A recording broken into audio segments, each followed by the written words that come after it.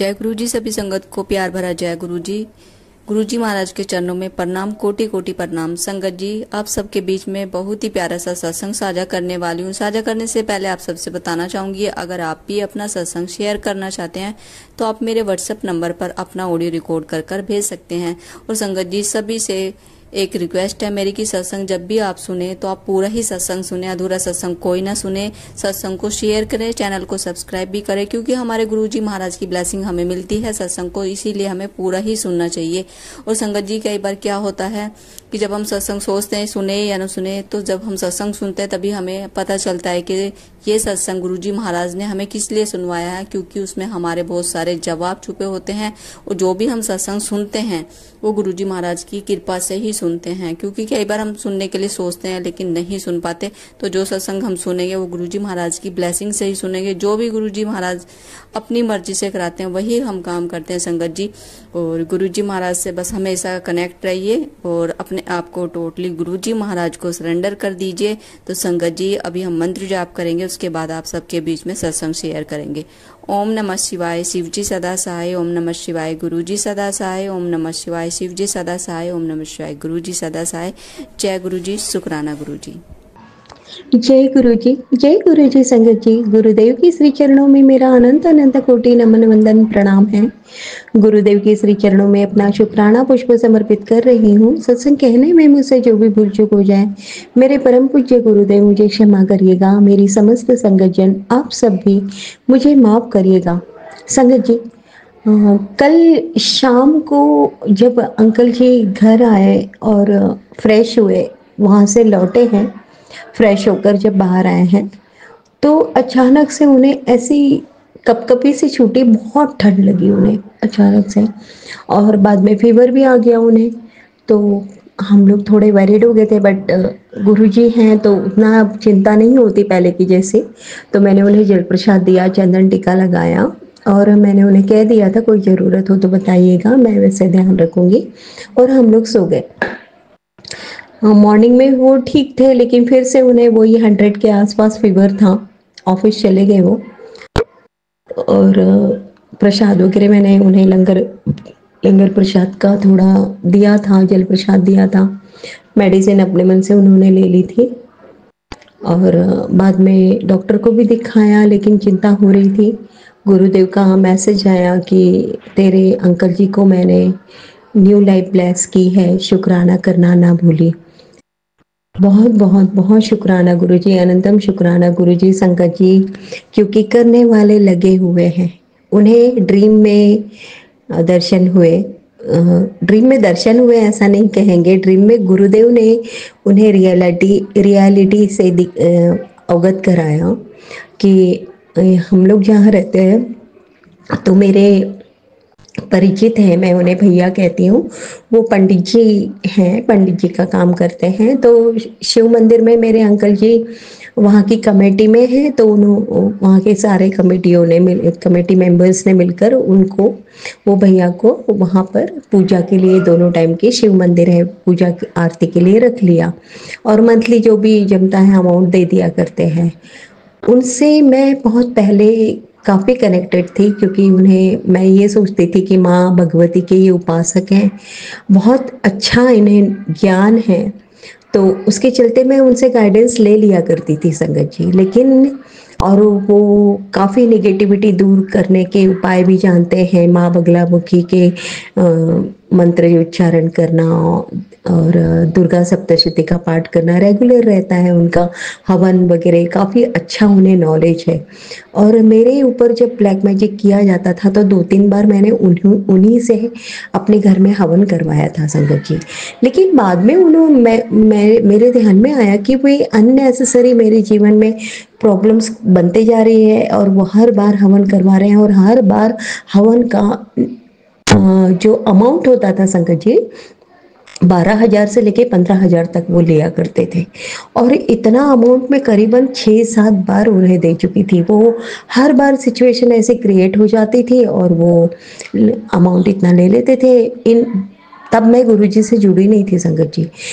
आगे समय बीतता गया, गुरुजी मेरे परमपिता परमेश्वर भोले बाबा की मुझ पर रहमत हुई, कृपा हुई और वे गुरुदेव के रूप में मेरे जीवन में आए। सत्संग जब सुना तो गुरुजी ने मुझे ऐसा ही सत्संग सुनवाया कि कोई आंटी जी बता रही थी कि उनके ही घर के सामने एक उनके परिचित थे जो पंडिताई करते थे और वो ही जानबूझकर उनके घर में कुछ ऐसा ब्लैक मैजिक कर देते थे और फिर कहते थे कि आपको ये हवन कराना पड़ेगा, ये कराना पड़ेगा, और अच्छा खासा अमाउंट उनके घर से ले लिया करते थे।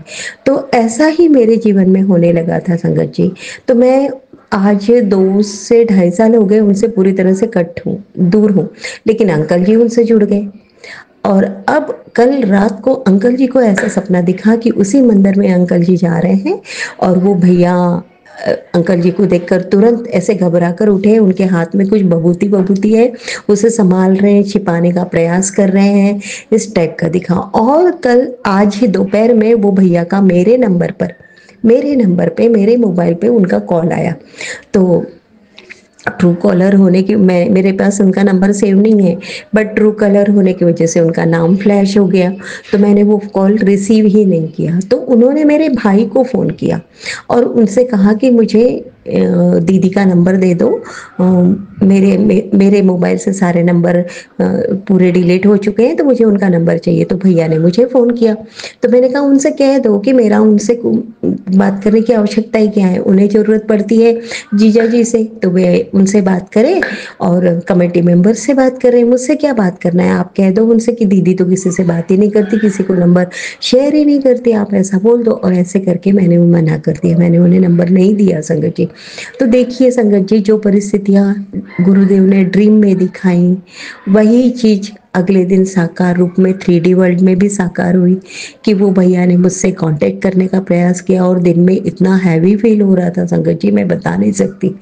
बहुत ऐसी झपकी आ रही, नींद आ रही, आलस आ रहा। गुरुजी का बाद में मैसेज भी आया कि तुझे जो आलस आ रहा है, काम करने की इच्छा नहीं हो रही है, तो पान के पत्ते का प्रयोग कर, क्योंकि ये सब निगेटिविटी है। पान के पत्ते का प्रयोग ऐसा है, वैसे तो सभी संगत जानते हैं, बट फिर भी अब निकला है तो मैं फिर से रिपीट करती हूँ कि 7 पान के पत्ते लेना है, उसमें हनुमान जी के मंदिर में जाकर हनुमान जी का सिंदूर हर पत्तों पर लगाना है, सरसों का तेल हर पत्तों पर लगाना है, पान के पत्ते लेकर 7 बार हनुमान चालीसा का पाठ करना है। पाठ करने के बाद एंटी क्लॉकवाइज अपने सिर से 7 बार वारना है और उसे या तो मंदिर में हनुमान जी के चरणों में रख दो या फिर बहते जल में प्रवाहित कर दो। इस तरह से करने से हमारे ऊपर जो भी नेगेटिविटी होती है वो दूर हो जाती है। तो इस तरह से गुरुदेव ने वो प्रयोग करने के लिए कहा है, जो कि मैं कर लूँगी। कल शनिवार है, कल भी कर सकते हैं या फिर ट्यूसडे मंगलवार को भी हम कर सकते हैं। तो गुरुदेव आपका बहुत बहुत बहुत शुक्राना संगत जी।